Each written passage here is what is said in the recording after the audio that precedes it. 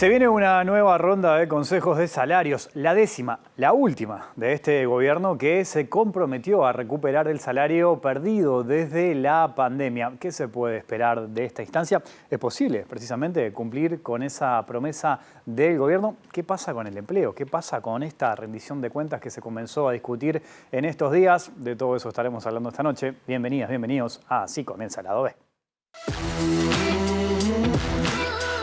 Tal como habíamos anunciado, la pauta lo que establece es el objetivo de recuperación completa del salario real existente al momento que comenzó la pandemia, es decir, al momento que se empezó a plantear la ronda puente de julio del 20. Entonces, tomando como base 100 julio del 20, lo que se hace es, en un plazo de 4 semestres, generar aumentos por inflación proyectada, correctivos por inflación anuales y ya desde este primer semestre, para aquellos que tienen niveles de recuperación pendiente por debajo del 2%, se va a incorporar un componente de recuperación equivalente a 1/3 por cada semestre, de manera tal que los trabajadores van a completar su recuperación. Y de este tema tan importante vamos a estar hablando hoy en Lado B con la economista Alejandra Pico del Instituto Cuesta Duarte, desde el PIT-CNT. Alejandra, es un gusto recibirte. Bienvenida a Lado B. ¿Cómo estás? ¿Cómo están? Muchas gracias a ustedes por la invitación. Bueno, es una ronda muy importante, ¿no? Lo mencionaba recién, la última, la 10ª, con ese compromiso del gobierno de recuperar el salario perdido en la pandemia. Veíamos recién al ministro Mieres marcando algunos lineamientos de esta ronda, marcando algunas pautas también. Ya vamos a ir a algunos puntos específicos. ¿Qué mirada general tienen? ¿Qué perspectiva tienen con esta ronda, esta última? Bueno, es una ronda grande en cuanto a cantidad de mesas de negociación involucradas que arrancarían a negociar ahora a partir del 1 de julio. También en cuanto a la cantidad de trabajadores que involucra, que es aproximadamente 2/3 del total de asalariados del sector privado. Y también, como decían, genera muchas expectativas porque es la última ronda de este periodo de gobierno, de esta administración. Está arriba de la mesa el compromiso de recuperación de esa caída de salario que se dio básicamente en la segunda parte de 2020, primera parte de 2021, y que bueno, según lo que han sido los lineamientos y la trayectoria que ha tenido el salario, parecería que nos va a tomar más o menos 4 años recuperar el salario que se perdió básicamente en un año. Entonces, bueno, son varias las expectativas, vamos a ver cómo se dan estas negociaciones. ¿Pero ustedes consideran que es posible cumplir con esa promesa de recuperación del salario que plantea el gobierno? Tal cual establecen los lineamientos, sí, se cumpliría con el hecho de que recién, en realidad, y hay una pequeña aclaración, recién a mediados de 2025, cuando finalicen las resoluciones que se empezarían a acordar ahora y que el gobierno sugiere que sean por 2 años, recién en ese momento se consolidaría el hecho de que el salario real vuelva a tener el mismo poder de compra que tenía previo a mediados de 2020 o al comienzo de la primera ronda de este gobierno, como decía Mieres. Hoy, de cualquier manera, ese compromiso, que parecería que se puede cumplir para la mayoría de los grupos según estos lineamientos, también parece bastante insuficiente en el entendido de que es una recuperación bastante lenta. Como decía, en 4 años se recuperaría o se volvería a los niveles de salario real que había o que cayeron en un año. No se recupera la pérdida en el medio, si esa pérdida acumulada no se recupera, entonces cuanto más se extienda el periodo necesario para volver a tener el poder de compra que tenía el salario antes de la pandemia, mayor es esa pérdida acumulada. Y además es un compromiso que parece insuficiente en el marco de una economía que cuando se acordó, se proyectó esta caída de salario, estábamos en un momento de bastante incertidumbre, inicios de la pandemia, pero la economía, la actividad económica se recuperó bastante rápido. Vamos a terminar este periodo con una riqueza mucho mayor, una economía que produce más y por lo tanto volver solamente al mismo nivel de salario real que teníamos previamente, bueno, parece insuficiente más allá de que se pueda cumplir para la gran mayoría de los trabajadores. En esa respuesta arrojaste un montón de elementos que me gustaría analizar, pero hablas de mediados de 2025. Recién lo escuchábamos y veíamos a Mieres hablar que algunos van a recuperar en julio de 2024 y otros enero de 2025. ¿Por qué ese plazo? ¿Por qué se extiende 6 meses más desde tu punto de vista? Bueno, porque en realidad, y ya es algo que sucedió en la 9ª ronda, que comenzó a mediados de 2021 y estaría finalizando justamente ahora, ahora el gobierno propone acuerdos, es la propuesta de los lineamientos, por 2 años y en cada uno de esos ajustes habría un componente por inflación estimada, por la inflación futura de esos 6 meses, más un componente de recuperación.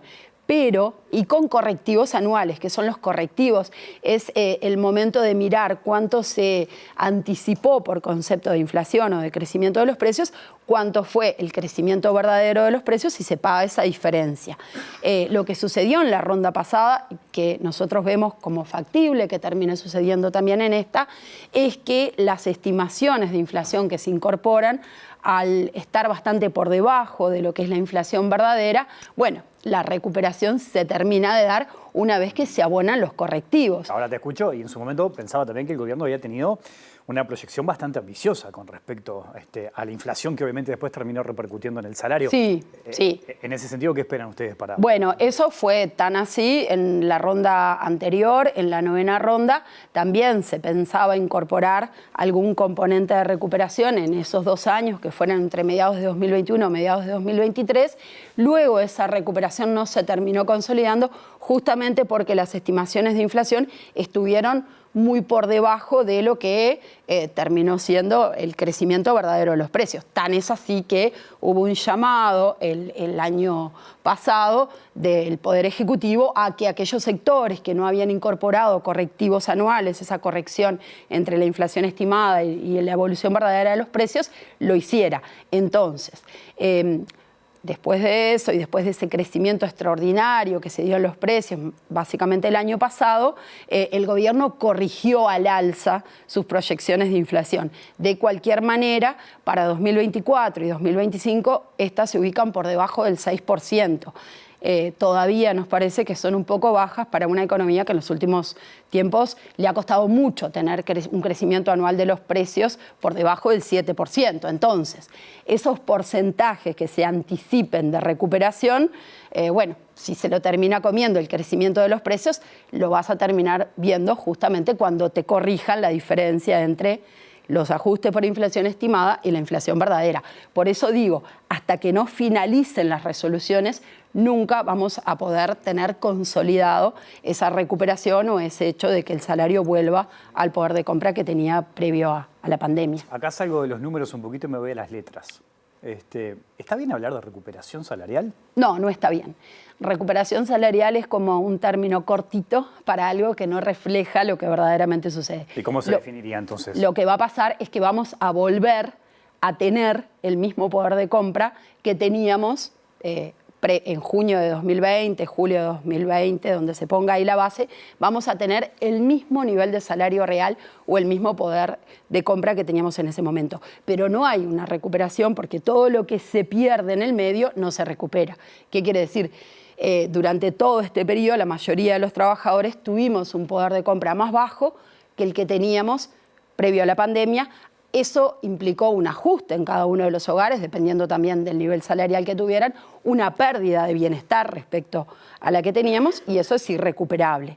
En un periodo tan prolongado donde el salario real se encuentra por debajo del nivel de partida, esa pérdida que se puede cuantificar y que nosotros decimos que no se recupera, a fines del año pasado ya estaba estimada en un salario por persona. Es decir, por haber tenido un salario por debajo del que teníamos previo a la pandemia, todos los trabajadores fueron acumulando una pérdida de bienestar que a fines del año pasado se podía cuantificar en un salario de cada persona. O sea que cada trabajador perdió un salario, ese es el cálculo. En la medida en que su salario se hubiera movido o evolucionado con la media, ¿sí?, de lo que fue el salario, cada trabajador perdió por ese concepto más o menos un salario. El otro día me hicieron una pregunta que me pareció muy buena la analogía y decían, es como que te roban el celular y vos lo recuperás al tiempo. lo recuperás al tiempo y tenés el mismo celular. Pero en el medio no lo pudiste usar y de repente tuviste costos mayores por desencontrarte con alguien, por llamar de tu casa. Todos esos costos nadie te lo devuelve. Volviste a tener el mismo celular, pero todo el tiempo en el medio que lo perdiste de usar, tuviste una pérdida de bienestar que es irrecuperable.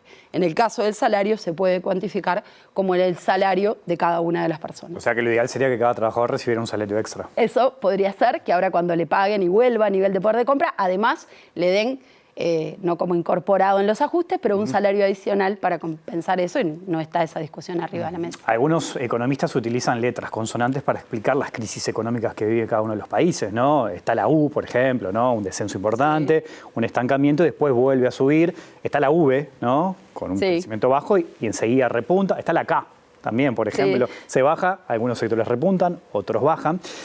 Uruguay se hablaba de la de Nike, donde bajás rápido, después te cuesta recuperar. Exactamente. Hay distintas trayectorias. En ese sentido, Uruguay ha tenido un crecimiento en su economía importante desde la pandemia, lo ha destacado el gobierno, recién lo mencionabas también. Ahora, ustedes ven que ese crecimiento no se ajusta con lo que está pasando con los salarios. ¿Dónde se basan ustedes? ¿Cuál es el argumento que utilizan? No, claramente, nosotros hoy vemos y más allá de la caída de la actividad económica, el Producto Bruto Interno que se dio en 2020 y que se estima fue un poquito por encima del 6%, en 2021-2022 una rápida recuperación de la economía.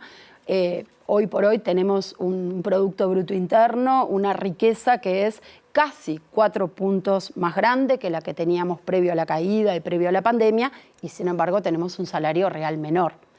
Incluso si consideramos el crecimiento que tuvo el empleo en este tiempo como una manera de repartir esa mayor riqueza entre los asalariados, vemos que hubo una caída del peso de la masa salarial, que sería lo que se apropia al conjunto de los trabajadores, ya sea por la vía del empleo o por la vía del salario, una caída del peso de esa masa salarial en la riqueza total. Es decir, de toda la riqueza que se genera, en este periodo hay un menor porcentaje que va a manos de los trabajadores.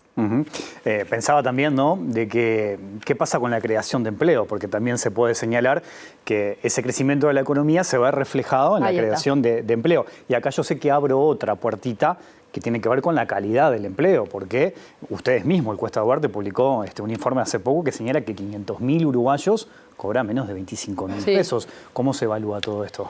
Bueno, como te decía, nosotros si hacemos abstracción de la crisis o miramos que la caída que hubo durante la pandemia luego se recuperó y miramos este periodo de 5 años de administración, usamos, por ejemplo, las proyecciones que está manejando el gobierno en la rendición de cuentas, vemos que del punto de partida a la finalización de este periodo de gobierno va a haber un crecimiento de la riqueza de entre el 8,5 y 9%. Un salario real que va a volver al mismo nivel, es decir, en promedio no va a crecer, va a tener un crecimiento del 0% y un empleo que el propio gobierno estima que en todo ese periodo, caída y recuperación, va a haber crecido poco más de 4%. Hay un desfasaje ahí entre ese crecimiento de la riqueza que no terminó en manos de los trabajadores, ni por la vía de ese crecimiento que tuvo el empleo, ni por la vía del salario, que va a empezar y terminar en el mismo nivel. En cuanto al empleo, el empleo tuvo una trayectoria bastante favorable. Después de la crisis se perdieron una cantidad importante de puestos de trabajo y también se recuperaron de manera bastante rápida, más allá de que hay algunos factores que operan ahí, como los famosos jornales solidarios, que han hecho que la recuperación del empleo sea más rápida y son bienvenidos, pero que tienen varios problemas de empleo. Entre ellos, los problemas de ingresos, ¿sí? Son empleos con ingresos bajos, problemas en cuanto a tiempo que se dedica, son problemas de subempleo, son trabajos con poca carga horaria. Y lo que vemos también en esa foto, cuando nos miramos hoy, en la situación, y nos comparamos con la situación previa a la pandemia, es que algunas aristas en cuanto a la calidad del empleo han empeorado. Otras han mejorado, como el registro de la Seguridad Social, pero la que tú mencionabas, en materia de ingresos de los trabajadores, ha empeorado. Hoy tenemos un porcentaje de trabajadores con niveles salariales bajos o sumergidos, como les llamamos nosotros, mayor a la que teníamos previo a la pandemia, ¿sí? Y esto puede estar implicando dos cosas. Por un lado, que los puestos de trabajo que se están generando son puestos de trabajo de menores remuneraciones y también que fueron los sectores de menores niveles salariales los que se vieron más afectados por la caída del salario real, ¿sí? Más que ese promedio. Pensaba también que hay sectores a los que les fue muy bien en la pandemia, ¿no? Sector agroexportador, sectores financieros también. Bueno, ese es otro de los puntos que está muy bueno remarcarlo, bastante críticos de estos lineamientos. Los lineamientos para esta 10ª ronda de negociación colectiva solamente tienen en cuenta la recuperación que le queda a cada uno de los subsectores o mesas de negociación pendiente de recuperar, pero no ponen ninguna mirada en aquellos sectores que les fue muy bien en el desempeño sectorial y que o no tuvieron caída de salario real los trabajadores o ya la terminaron de recuperar, y que estaría bueno que desde la política salarial se habilitaran mecanismos de reparto de ese crecimiento sectorial. Eso contribuiría, por ejemplo, a un mejor reparto de ese crecimiento medio global que está teniendo la economía, pero eso no está contemplado en los lineamientos y por lo tanto hay sectores que tuvieron un muy buen desempeño, que crecieron mucho, los sectores vinculados a los servicios financieros o la agroexportación, y donde los trabajadores también tuvieron caída de salario real. En algunos casos, como los trabajadores del agro vinculados a la agroexportación, todavía no terminaron de recuperar o no volvieron a esos niveles de salario previos. Entonces me parece que por ahí hay otro tema que apunta a un reparto desigual y que desfavorece a los trabajadores. Y hay sectores que sufrieron y mucho, ¿no? El comercio, el sector, el turismo, ¿no? Gastronómico, sí, que están por fuera además de esta. Claro, ahí está. Ronda, creo, ¿no?, que ese es un poco el centro de la cuestión, que cuando a los sectores les ha ido mal, eso siempre se ha trasladado a los trabajadores. Pero cuando a los sectores les va bien, eso no siempre se traslada a los trabajadores. Y volviendo al tema de los sectores que se vieron muy afectados por la pandemia, por la crisis, las empresas se vieron muy afectadas, como los sectores más vinculados al turismo, hay que destacar que esos trabajadores no van a tener o no se va a cumplir para esos trabajadores el compromiso de recuperación en este periodo, ¿sí? Tuvieron 2 rondas de caída de salario real, aproximadamente un 10% de salario real perdieron en ese periodo. Ya negociaron el año pasado y la propuesta del Ejecutivo es que recién a mediados de 2025, mediados de 2026, tuvieran una recuperación parcial, no total de esa caída. Entonces creo que por ahí viene bastante, un poco, capaz que la crítica más de fondo. Cuando nos va mal, los trabajadores ajustamos a la baja, pero después la economía crece y eso no se ve reflejado, ni en materia de salario, ni en materia de empleo, y hoy nos toca negociar en un contexto donde la economía capaz que no está pensada que crezca tan bien este año o el año que viene, pero queremos recuperar por ese crecimiento que ya se dio. Bueno, se ha hablado mucho del Maya Oro, se ha hablado mucho de estos sectores a los que les va bien, que según dicen desde el gobierno, son los que terminan tirando del carro. ¿Qué mirada tenés sobre eso? Yo creo que en nuestro país no hemos logrado salir de esa trampa donde dependemos en buena medida de la trayectoria de nuestros sectores líderes, de los agroexportadores, y en la medida en que tengamos precios de exportación que favorezcan a esos sectores, que el tipo de cambio también nos favorezca o podamos colocar mejores volúmenes de exportación, bueno, eso hace que tiren un poco de la economía. Creo que lo que no es una buena señal es que ese tirar de la economía se vea impulsado a partir de, en esos mismos sectores ver que ni los salarios, ni las condiciones de trabajo, ni la generación de empleo acompañan eso. Entonces, hay una mayor generación de riqueza, ¿sí?, que después no se reparte. Son sectores que a veces es más difícil el reparto y se deberían justamente acelerar a partir de políticas como por ejemplo la política salarial. Mencionabas algo al pasar ahí, pero ¿qué podemos esperar de la economía uruguaya para el próximo año, por ejemplo? Bueno, para este año que estamos transcurriendo, si bien ya tenemos disponibles siempre los datos de crecimiento económico, salen con bastante rezago, conocemos hoy solo los del primer trimestre, todas las proyecciones de crecimiento, la del gobierno y también la de los analistas privados, se han ido corrigiendo a la baja para este año, un poco en línea del efecto que estamos viendo y que es cada vez mayor que va a tener la sequía. Entonces, para este año vamos a ver un fuerte enlentecimiento. El año pasado crecimos casi 5%, este año vamos a estar solo un poquito por encima del 1%. De cualquier manera, parte de este crecimiento, se posterga para años siguientes, entonces por eso hablaba hoy de lo que va a suceder en esta administración, porque capaz que se corrigió a la baja este año, pero un poquito al alza los años siguientes, más allá de que después de estos 2 años pasados, que tuvimos tasas de crecimiento del entorno del 5% y que se explicaban mucho por el rebote de la caída, estaríamos volviendo a tasas de crecimiento del entorno de 2, 3%, que son un poco la media histórica de nuestro país, pero que también nos impiden como que dar un salto hacia una cantidad de políticas que en las que estamos en deuda, digamos. Alejandra, ¿hacemos una pequeña pausa y seguimos conversando? Dale, dale. Ya sigue el lado B aquí en la pantalla de TV Ciudad.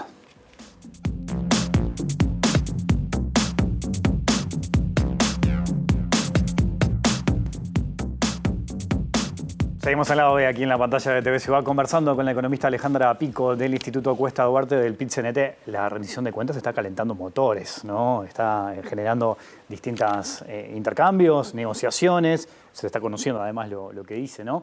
¿Qué mirada general tenés? Ya vamos a tener tiempo seguramente más adelante de poder analizar los distintos puntos, pero a nivel general, ¿qué nos puedes decir? Bueno, nosotros recién empezamos a mirar esta propuesta de rendición de cuentas de vuelta, al igual que en materia de negociación colectiva, es como la última oportunidad del gobierno de cumplir con una serie de compromisos en materia de educación, de salud, de vivienda, de sistema de cuidados y bueno, de lo que estamos viendo hay poco para todos estos rubros, quizás al igual que en materia de recuperación salarial esperábamos más, justamente porque eso es la última oportunidad del gobierno de poner recursos y cumplir con compromisos que se habían dado en esos planos. Nosotros, bueno, esperaban eso que fuera quizás un poco más grande en cuanto a montos determinados para distintas áreas.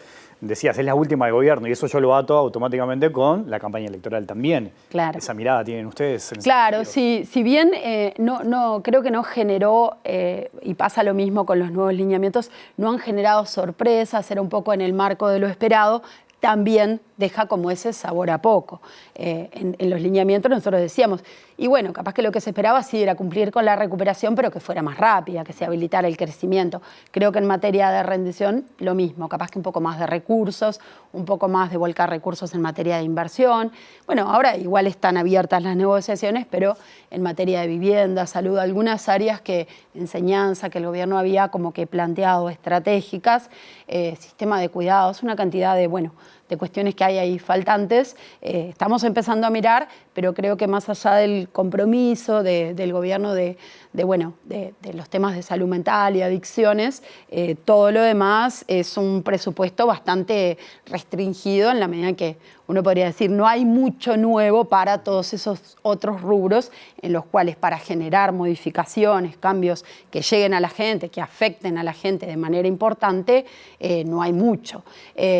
Y me parece que también está bueno plantearlo porque igual que en materia de negociación salarial, creo que la rendición de cuentas afecta a una cantidad de aspectos de la vida de las personas que capaz que no vienen directamente vinculados a sus ingresos, como lo que pasa cuando se juega en el tema salarial, pero a otra cantidad de servicios, de beneficios que terminan impactando en la economía y vemos como poco de vuelta, con sabor a poco. Ya en el final, hoy hablábamos de empleo en el primer bloque, ¿no? Hay como un debate instalado ya hace un tiempo de la reducción de la jornada laboral. ¿Qué mirada tenés sobre eso y qué impacto puede tener en la economía? Bueno, yo creo que Uruguay necesita avanzar en reducir la jornada laboral, por lo menos a nivel legal tenemos en esa jornada de 8 horas por día, 48 horas semanales, somos de los países en América Latina y en el mundo con mayor extensión de la jornada legal, más allá de que después tengamos algunos sectores con jornadas menores. En algún momento Uruguay fue como que estuvo a la vanguardia histórica en materia de reglamentar esa jornada en las 8 horas, por ejemplo, de trabajo. Fue uno de los primeros países en el mundo. Entonces me parece que estaría bueno avanzar en el plano legislativo bajando esos topes tan altos y también creo que los trabajadores vamos a estar impulsando en esta ronda de negociación colectiva a partir de la negociación las reducciones que se puedan ir dando y acordando en cada uno de los sectores de actividad. Me parece que deberíamos caminar en los dos sentidos.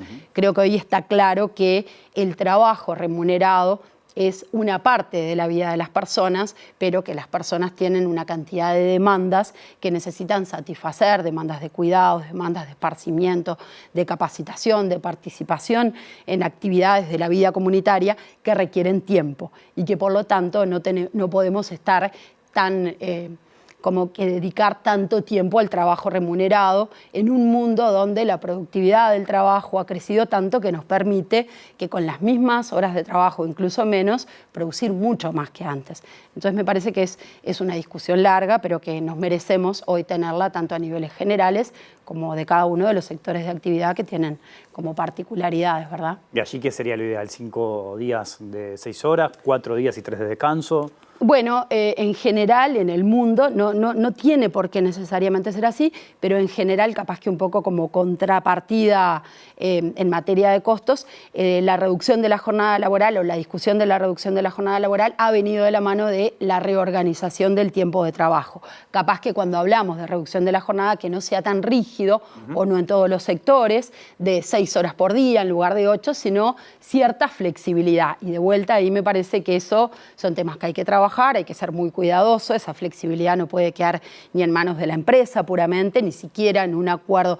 Tiene que haber algunos parámetros legales de cómo flexibilizar, ¿sí? Y me parece que cada uno, porque en algunos sectores puede llegar a ser riesgoso, incluso tener 3, 4 días de trabajo de 10, 12 horas y después no trabajo más, creo que eso tampoco permite que esos beneficios en la vida de las personas se vean. Entonces me parece que eso va a depender un poco de cada uno de los sectores de actividad, de lo que pueda también fomentar un mayor crecimiento del empleo y repartir el trabajo entre más personas. Por eso creo que es una discusión larga, que tiene muchas puntas, pero que nos merecemos que se empiece a trabajar. Alejandra, te agradezco mucho tu visita esta noche aquí a Lado B. No, gracias a ustedes. Nos vamos, se viene La Letra Chica y después a las 22 horas un nuevo capítulo de Línea de 3. Que pasen bien, chao.